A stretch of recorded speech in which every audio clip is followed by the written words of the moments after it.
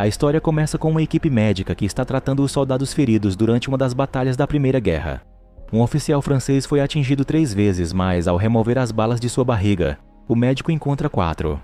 A última bala não é de fabricação alemã e parece ser feita de prata. Então voltamos para o fim do século XIX, 35 anos antes disso. A família do barão Chemans-Lohan é composta por sua esposa Isabelle e os filhos Charlotte e Edward. Perto da casa deles, um grupo de ciganos chega em carroças e monta um acampamento. Prevendo uma grande tormenta, a cigana Florence entrega um punhado de moedas a Theodore e pede que ele prepare aquela prata. Ele derrete as moedas e molda a prata no formato de longas presas, formando uma medonha dentadura que Florence então posiciona no altar. Na mesma noite, Charlotte e Edward ficam curiosos com a reunião dos adultos e tentam escutar a conversa. O assunto é justamente o grupo de ciganos que se instalou na região, reivindicando a posse de algumas terras. O padre admite que há registros provando a tese dos ciganos, mas diz que é fácil alterar essas informações e sugere que contratem mercenários para tirar os intrusos da vizinhança, nem que seja na base da ameaça. No dia seguinte, os barões vão até o acampamento cigano para pôr esse plano em prática, mas a negociação não dura nem 2 minutos e já sai o primeiro tiro. Cercados pelo inimigo, os ciganos não têm para onde fugir e os barões continuam atirando, além de atear fogo às tendas. A devastação é completa e os barões ainda posam para uma foto comemorando a vitória sobre os mais fracos. Florence é capturada junto com Theodore e os mercenários também confiscam a dentadura. Um dos homens de Chemas começa a xingar as crendices do povo cigano e reclama da invasão, pois os ciganos invadiram sabendo que a terra tem dono. O mercenário está de olho nos dentes de prata, mas o homem tem tanto desprezo por tudo aquilo que manda enterrar o objeto junto com sua dona. Mas antes disso, Florence é forçada a assistir ao destino medonho de seu amigo.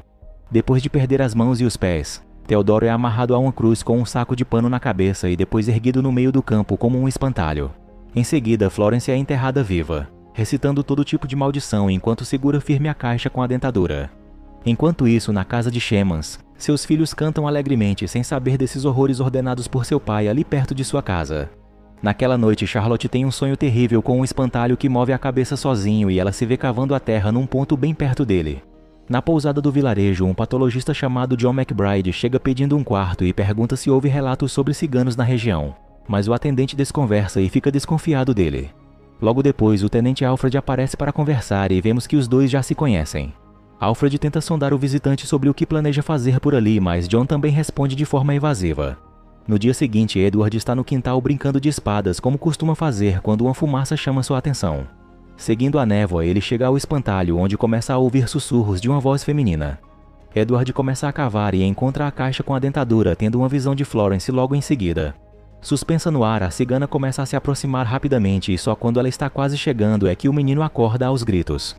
Tudo aquilo foi só um sonho, mas Edward agora está de pijama no quintal da casa no meio da noite gritando. No dia seguinte, um garoto chamado Timmy diz que tem algo para mostrar a Charlotte e às outras crianças, mas pede que jure em segredo, pois Chemas é capaz de banir sua família caso descubra. Chegando ao espantalho, Edward diz que os anciãos do vilarejo proibiram a presença de crianças por ali. Timmy responde que isso foi desde que aquela área pegou fogo e então pergunta se os outros também sonharam com o espantalho. Todos admitem que tiveram o mesmo pesadelo e Timmy resolve desenterrar a caixa, ignorando o medo dos amigos. A mão dele começa a tremer assim que ele abre a caixa e algo parece possuí-lo, forçando o rapaz a colocar a dentadura. Virando para os amigos com um sorriso horrendo, Timmy ataca Edward e morde seu pescoço. Charlotte corre para casa e avisa os adultos que se apressam para buscar o menino. O médico é chamado e reclama da escuridão no quarto, mas Isabelle diz que a luz estava incomodando os olhos do filho. Depois de um rápido exame, o médico conclui que Edward foi mordido por um animal selvagem, mas Charlotte sabe que não é verdade. À noite ela tem o mesmo pesadelo de novo e acorda com um barulho estranho vindo do quarto do irmão. Ela vai até lá e encontra Edward ofegante como se estivesse em pânico. Ao levantar a coberta, ela vê que o corpo dele está sendo dominado por algo que parece raízes e começa a gritar pedindo ajuda aos pais. Chemans vai ao quarto do filho e encontra a cama vazia com manchas de sangue no lençol. A porta da frente está aberta, mas não há nem sinal do menino e Chemans decide organizar uma busca na floresta. Charlotte fica nervosa ao ver Timmy entre os voluntários, mas prefere não dizer nada. Ninguém consegue achar o garoto e Isabelle fica inconsolável com a perda. Dias depois, o tenente Alfred bate na porta de John McBride para pedir sua ajuda com o desaparecimento, admitindo que houve um incidente relacionado a ciganos. Na igreja, Timmy chama Charlotte para uma conversa e revela que não se lembra do incidente. Ela conta tudo o que houve e diz que ninguém contou a verdade aos adultos, pois respeitaram o juramento de manter aquilo em segredo. Timmy parece muito abalado e começa a ler trechos da Bíblia dizendo que a dentadura foi feita com as moedas de prata que Judas ganhou. Ele rasga uma das páginas e entrega à amiga dizendo que deixou a dentadura no solo sagrado da igreja. Mas nem isso parece ter desfeito a maldição e Timmy diz que todos vão morrer para pagar pelos pecados dos mais velhos. De repente, a criada Anaís abre a porta do confessionário e Timmy foge assustado enquanto ela leva Charlotte para casa. Na frente da igreja, ele tem a impressão de ver Edward ao longe, sem camisa. Ele vai atrás dele, chamando seu nome até se ver parado no meio do mato com alguma coisa vindo em sua direção. Timmy mal consegue ver o que é quando a coisa passa por ele, dilacerando seu braço no caminho. Apavorado, ele foge cambaleando e tenta se esconder, mas os rosnados que se aproximam mostram que ele foi encontrado. Quando Alfred e John chegam à casa de Shemans, ele avisa que a situação mudou para pior e os leva até a cabana no mato onde Timmy se escondeu. Alfred se espanta com o que vê lá dentro e sai tentando conter a náusea. Mas mesmo assim, John decide conferir com os próprios olhos e descobre os restos de Timmy totalmente trucidado. Ele encontra uma página da Bíblia no bolso do garoto com um trecho sobre as moedas de prata sublinhado. Saindo da cabana, ele declara que isso foi um ataque de lobo e Alfred decide que isso também encerra o caso de Edward. Diante da surpresa de Shemans, o tenente explica que o país está passando por uma horrível crise de cólera e não há como desperdiçar recursos nesse momento. Apesar disso, John se oferece para tocar a investigação sozinho e Alfred não se opõe. Depois que Shemans o leva para examinar a casa e conta tudo o que sabe, ele recomenda tapar as janelas do térreo como precaução. John fica hospedado com a família e durante a noite ele também sonha com o espantalho. Só que no sonho dele ele continua cavando depois de achar a caixa e encontra o corpo de Florence. Então alguém chama seu nome e ele vê uma mulher de mãos dadas com uma menina loira. Virando para trás, John percebe que o espantalho sumiu e fica desesperado ao vê-lo do outro lado, levando as duas embora. Quando ele acorda assustado e acende uma vela, vemos um retrato na cabeceira que mostra a mesma mulher e a menina. Sem querer, ele acaba ouvindo o que parece ser uma briga entre Shemans e a esposa. John começa a entender que Isabelle e Charlotte estão tão arrasadas com o sumiço de Edward que não estão conseguindo manter a obediência a Shemans, que preza pela ordem e pelas aparências acima de tudo. No dia seguinte, durante a refeição, Charlotte pergunta de repente se eles todos vão morrer e seu pai a proíbe de falar assim à mesa. Há uma mancha que parece ser de sangue na porta por onde Edward fugiu, e John decide fazer uma raspagem quando nenhum dos moradores está por perto. De volta ao quarto, ele passa a navalha pelo próprio dedão para extrair uma gota que possa comparar com a amostra. O sangue da porta tem só um tipo de estrutura e ela fica estática, enquanto o seu próprio tem um tipo a mais que está se movendo. O experimento é interrompido por um som abafado que John decide investigar. Espiando por entre as tábuas pregadas na janela, ele vê de relance o olho de uma fera e pede que Shemans traga o rifle. A criatura já se foi quando os dois abrem a porta e John avisa que será preciso organizar um grupo para ir à caça. Shemans convida os outros barões e eles não gostam muito de ouvir um jovem forasteiro dando ordens, mas John menciona que esteve envolvido num caso parecido que ficou muito famoso, conhecido como a Besta de Gévaudan. Os outros se espantam ao ouvir que o caso atual pode ter a mesma gravidade que aquele e perguntam se não seria melhor chamar o exército. John até concorda, mas explica que ninguém virá se não houver algum tipo de confirmação ou prova. Isso acaba convencendo os barões e eles mandam que todos do vilarejo fiquem em suas casas e tapem as janelas até que a besta seja capturada. Porém, não demora muito até que um trio de camponeses desobedeça a ordem. Contrariada e com medo, uma moça chamada Anne-Marie acompanha seus amigos Jacob e Callum numa tarefa rápida no campo. Ao ouvir um ruído estranho, Callum pega um galho pesado do chão e entra na mata para verificar se há perigo. Anne-Marie chama seu nome, cada vez mais aflita, mas ele não responde mais. Agora é ela quem começa a ouvir grunhidos furtivos e sente algo passando por ali muito depressa. Procurando por Jacob, ela o encontra debruçado na cerca com um ar inerte e também sem respondê-la. Anne-Marie chega mais perto e, para seu horror, vê que há algo se alimentando de Jacob. Ela dá um grito e sai correndo, mas a criatura a derruba e começa a comê-la. Callum aparece do nada e golpeia o monstro com um galho, mandando a amiga correr.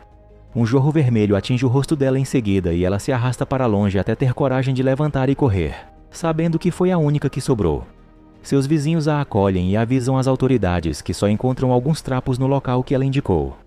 John pergunta se a sobrevivente viu o animal, mas o relato dela foi descartado como um delírio, pois ela disse que viu um dragão. Quando John descobre que Anne-Marie também foi mordida, ele pede para examiná-la pessoalmente e o mais rápido possível. Porém, já é tarde demais quando ele chega, pois a janela está aberta. Anne-Marie desapareceu e o lençol está manchado. Explicando a Shemans que a gravidade da situação é muito maior do que ele pensava, John manda que todos fiquem dentro da igreja e montem uma barricada, afirmando que a população do vilarejo está sendo caçada. Enquanto isso, Anne-Marie está se arrastando pelo mato e passando por uma espécie de transformação. Parecendo confusa, ela implora por água e grita quando algo começa a crescer de suas costas. São as mesmas raízes que brotaram em Edward, e elas arrastam a moça para dentro do rio, enrolando seu corpo como um casulo. À noite, a população faz fila para entrar na igreja, obedecendo às recomendações de John. Sem sono, ele conversa com Isabelle e se abre sobre o que aconteceu com a sua família.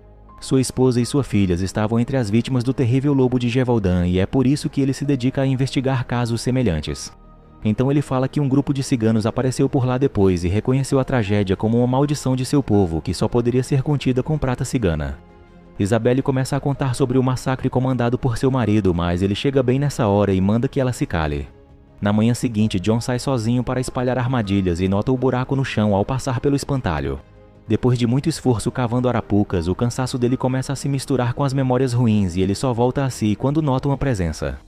Ele chega a ver a criatura de relance entrando na cabana e fica de prontidão, tomando cuidado para não cair na própria arapuca. Quando a besta sai pela porta e avança, John tira o corpo fora e ela cai espetada nas estacas. Então ele embrulha o monstro e leva aquilo ao vilarejo para fazer a autópsia. Shemans e os outros ficam chocados ao ver que aquilo obviamente não é um lobo, mas John não parece muito surpreso. Ele avisa que a tarefa não será fácil e começa a abrir o corpo da imensa criatura, até que todos dão um pulo de susto ao ver algo se mexendo no meio das entranhas. Um rosto aparece, coberto de gosma e envolto por uma membrana. Eles logo reconhecem Anne-Marie e percebem que ela está tentando sair, mas John não deixa que ninguém a toque. Explicando que as vítimas já estão condenadas e nunca retornam às mesmas, ele convence os outros de que um fim rápido é tudo o que podem fazer por ela. Anne-Marie consegue romper a membrana e começa a engatinhar para fora com gritos terríveis, provando que John diz a verdade. Um tiro acaba com seu sofrimento e Shemans fica arrasado ao pensar que a mesma coisa aconteceu com Edward. John perde a paciência com ele e pergunta quem é a mulher que aparece nos sonhos enterrada embaixo do espantalho. Shemans não responde e se recusa a acreditar em maldições, dizendo que seu filho era inocente de qualquer forma. Ele pede que ninguém conte a Isabelle o que realmente aconteceu com o menino e promete que vai caçá-lo pessoalmente, pois é sua responsabilidade pôr um fim na questão.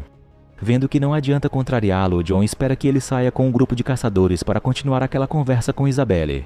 Ela lhe mostra a foto tirada no dia em que os ciganos foram expulsos e John conta a ela sobre a página da Bíblia que encontrou no bolso de Timmy. Ele diz que a chave para o mistério está enterrada com aquela mulher e tem algo a ver com moedas de prata. É então que Charlotte finalmente quebra o silêncio, ainda que parcialmente. Ela mostra a outra página, explicando a teoria de que a prata dos dentes é a mesma que foi paga a Judas, e revela que Timmy escondeu a dentadura no confessionário da igreja. John vai até lá imediatamente e assim que vê o objeto com os próprios olhos, ele manda que chamem o exército. Enquanto Shemans e seus companheiros aguardam algum sinal da besta, Anaís recolhe as roupas do varal com muita pressa. Ela congela de pavor ao ver 2 pares de patas medonhas e dá um grito quando o vento afasta o lençol, revelando o monstro bem perto dela. A criada tenta correr, mas a besta pula em cima dela, já espalhando sangue pelos lençóis pendurados. Depois que a criatura vai embora, Anaís se arrasta para dentro e cuida das mordidas sozinha. Na igreja, John derrete os dentes de prata e os transforma em 4 balas. Quando Shemans chega da caçada, de mãos vazias e muito irritado, Anaís já se recompôs. Ela não conta a ninguém sobre o ataque e se esforça para disfarçar sua agonia enquanto serve o jantar da família. Porém, John vê os lençóis manchados e entra esbaforido, perguntando se alguém sumiu. Mas Shemans não deixa que ele continue o assunto na frente de Isabelle. Inconformado, John diz que tudo isso é culpa dele e lembra que sua própria família também foi vítima de gente assim. Shemans manda que ele saia de sua casa, mas ele diz que vai ficar esperando o exército na varanda. Charlotte pede que a mãe durma com ela e Shemans passa a noite na escrivaninha enquanto Anaís sofre a metamorfose em seu quarto. Ouvindo sons estranhos pela saída de ventilação, Shemans pega um dos rifles e sobe as escadas para checar. Ao mesmo tempo, John entra para fazer um chá e deixa seu próprio rifle na porta. O quarto de Anaís está igual ao das outras vítimas, com a cama vazia e o lençol manchado, mas a janela está fechada. Deduzindo que ela ainda está no quarto, ele começa a olhar ao redor e é atacado de repente, derrubando sua vela. Isabelle escuta a chaleira no fogo e vai à cozinha, percebendo no caminho que Shemans não está mais na escrivaninha. Ela pergunta a John se ele o viu e é bem nessa hora que eles escutam o tiro. John encontra a criatura caída no meio do quarto em chamas e corre para o andar de baixo quando Isabelle começa a gritar. Ela diz que Shemans passou por ela e saiu pela porta da frente. John avisa que o fogo está se espalhando e vai atrás de Shemans, enquanto Isabelle vai buscar a filha, que a essa altura já está escondida embaixo da cama. Quando John encontra Shemans no estábulo, ele revela que foi mordido e provoca um incêndio para evitar a própria transformação. Ao mesmo tempo, Isabelle está tentando tirar a filha de dentro da casa quando vê a criatura subindo a escada. Elas se escondem depressa e esperam que a coisa passe, mas não podem ficar muito tempo ali, pois o fogo já está pegando a casa inteira. Na ponta do pé, as duas chegam à porta da frente junto com John e ele decide levá-las para a igreja. No meio do caminho, ele percebe que a criatura o seguiu e manda as duas se deitarem no chão. Charlotte fica horrorizada ao perceber que uma das pessoas caídas ali é sua avó. John atira a primeira bala de prata e isso de fato afugenta a fera, dando tempo para os três chegarem à igreja em segurança. O pai de Timmy perde a paciência ao ouvir que Shaman se foi e que o plano é esperar a chegada do exército. Ele quer sair agora mesmo e se vingar do monstro, mas John explica que só chegou ali vivo por causa das balas de prata. Como elas não são muitas, é preciso esperar que esteja dia claro para usá-las com mais chances de acerto. Horas depois, todos estão dormindo enquanto Isabelle reza por seu filho. Ela começa a escutar o som de uivos lá fora e chega perto da porta. Do outro lado, a voz de Edward pede socorro e implora que ela saia para ajudá-lo. Isabelle começa a tirar as trancas em desespero e todos acordam com o barulho, mas não rápido o suficiente para impedi-la. Ela olha para o denso nevoeiro lá fora e prende a respiração quando o monstro se revela. Os homens começam a atirar, mas nada parece deter a fera, que invade a igreja espalhando caos e destruição. John dispara a segunda bala de prata, errando o alvo, e Isabelle dá um grito por cima da algazarra, decidida a não fugir do próprio filho. Ela acaba sendo mordida e John pede perdão a ela antes de atirar de novo, sem outra alternativa. A bala atravessa o corpo de Isabelle e atinge a criatura, que volta a assumir a forma de Edward. Os dois ficam caídos no chão da igreja até que o garoto volta a abrir os olhos, mas sua mãe não resiste. Depois da tragédia daquela noite na igreja, ele não se lembra de nada e John o adota junto com Charlotte. É então que descobrimos que Edward viverá mais 35 anos, pois ele é aquele oficial francês que perde a vida no campo de batalha.